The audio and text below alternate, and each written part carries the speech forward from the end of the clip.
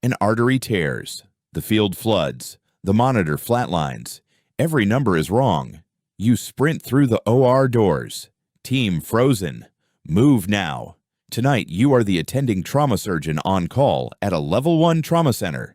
3 ORs, 2 already running, a full board of cases, and you are the one responsible. A gurney crashes through the trauma bay. Male, 40, internal hemorrhage after an MVA on I-95. Your pager fires before the gloves are even on. That stat page just ended any quiet night. You press both hands into the abdomen, rigid, board-like. A positive fast for splenic rupture. The scrub team preps in code red mode. 4 minutes to full readiness. Every second burns. First incision. The cavity fills immediately. The rupture is far worse than any imaging suggested. You pack the wound by hand, working deep into the field, hunting the bleeder entirely by feel. Fluid hits your face shield. You cannot wipe your eyes. You work on instinct and muscle memory.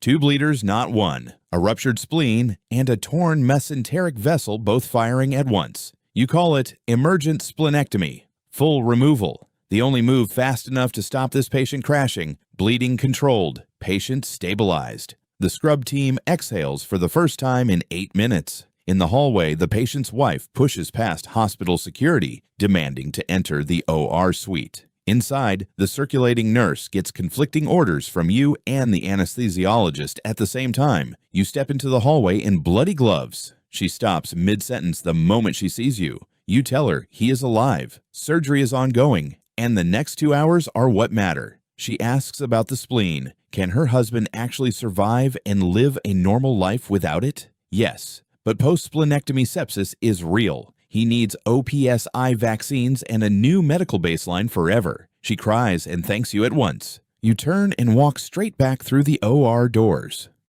You already know, talking to families is its own surgery, and no medical school teaches that skill. The alarm from OR2 cuts through the wall. Your colleague's electrosurgical unit just died mid-resection. An open mesenteric vessel with no ESU running cannot wait. You step in to provide immediate backup. You reach for manual silk ligatures, an older method, slower but bulletproof when technology quits on you. Your fingers tie instrument knots by hand, Halsted-era technique, still airtight more than a century later. Then a lightning strike hits outside. The hospital flickers. The power VAR system kicks to emergency backup. The ventilator next door stalls 1 full second. The CRNA immediately bags the patient by hand. Vessel ligated. Bleeding stopped. The ESU was never fixed that shift. Tonight, hands beat machines. Technology gives you speed. Your hands give you control the moment technology decides to let you down.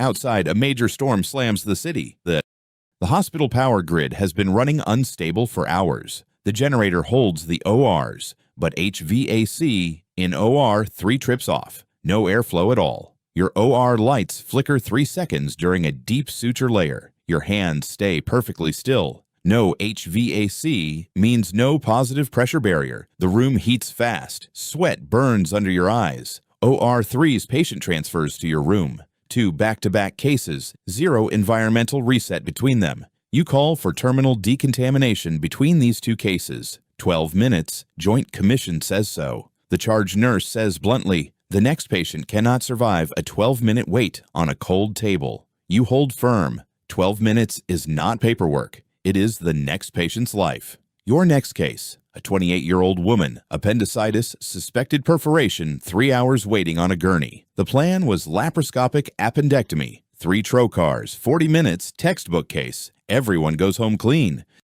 The scope goes in and rewrites everything. Ruptured appendix, peritoneal contamination spreading across the cavity. The endo-GIA stapler misfires completely, shredding through tissue instead of laying a clean staple line. You convert to open and hand sew the anastomosis, an old technique from a yellowed OR log. Peritoneal lavage follows. Liters of warm saline, systematic quadrant-by-quadrant irrigation until the field runs clear. 40 minutes becomes 2 hours.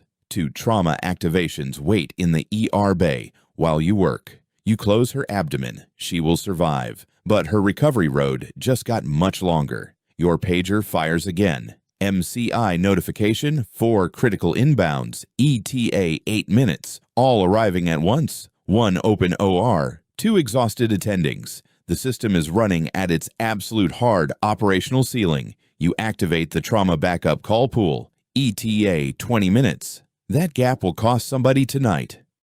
You personally run start triage on all 4 arrivals in 8 minutes. Tag, prioritize, assign, move them. First immediate, male with penetrating abdominal trauma and evisceration. The other 3 are delayed status. The second attending takes the second case. Both ORs run parallel. The hospital hits full diversion threshold. Mid-case, the TICU charge nurse calls. Your splenectomy patient is dropping pressure again. MAP below 65. You cannot leave the sterile field. You direct the intensivist by voice, eyes locked on the abdomen. The penetrating trauma patient, grade 4, liver laceration, hemorrhage far more aggressive than scans showed. You shift to DCO, damage control operations, PAC, tamponade, temporary closure. Definitive repair comes later. Abdomen packed with lap pads and temporarily closed. He goes to TICU, returns to OR tomorrow. The TICU calls back, your first patient has a thrombus in that ligated vessel. Your call. One call from hours ago now threatens to undo everything you did to keep that man alive. You close the current case in 11 minutes and move directly to the TICU without stopping anywhere. At the bedside, you choose against reoperating. Heparin drip protocol, lower procedural risk, better odds. 40 minutes later, MAP climbs back above 65 and holds steady, on the edge, but it held. The backup trauma team arrives. A junior resident takes case 3. The OR board starts clearing. For the first time in 6 hours, you exit the OR corridor. The hallway feels different. The charge nurse has already redistributed scrub and circulating staff across all rooms without being asked. Your PGY-4 resident is closing a Whipple case independently. You never assigned it. He just stepped up. You watch through the scrub sink window. His hands are slow, but his technique holds throughout. All 4 MCI patients are in surgery or stabilized in the TICU, the trauma center held. The system survived not because you controlled everything, but because the team around you never broke. The solo surgeon myth is dead. This was always a team sport. You just called the plays. The shift officially ends at 06:14. You badged into this building at 2000 last night. In the locker room, you drop to the floor and pull off your cap. Silence hits hard. You look at your shoe covers, soaked through and heavy in a way clean shoes never feel. Your fingers locked in the shape of a Kelly clamp. A colleague opens them without a word. One question stays. Was the heparin call on that thrombus right, or did luck decide things tonight? You call the TICU. Your splenectomy patient is stable. MAP is holding. Lactate is trending down now. The peritonitis patient regained consciousness and asked her floor nurse to pass thanks to the OR team. You find the first patient's family in the surgical lounge. They freeze when they see you. You tell them he made it through. The surgery held. They cry together against the wall. You write the operative note, an M&M report, 7 pages, every call on the record. Day shift arrives. Your colleague asks how the night ran. You say quiet. Both of you know. Outside, the city is waking up. People head to Starbucks with no clue what just happened. You get in your car and hit the radio. The anchor calls it a calm, uneventful night. You look at your face in the rearview mirror. You say nothing. You start the engine. Here is what nobody tells you. A surgeon makes roughly 200 micro decisions inside a single operation. Most happen below conscious thought, in muscle memory, trained reflex, and hands that simply know.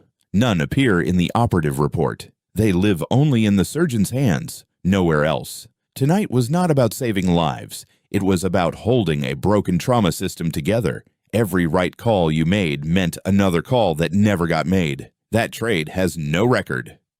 A surgeon does not defeat death. A surgeon negotiates a delay, and tonight the delay held. Surgery is not cutting. It is forgiving through healing, even when that part is the hardest. Control is an illusion. Competence is what you do the exact moment that illusion falls apart. The shift is closed. Somewhere else right now, another one just started without any warning at all. Insider Shift. Hit like, subscribe, and step into your next shift with us right now.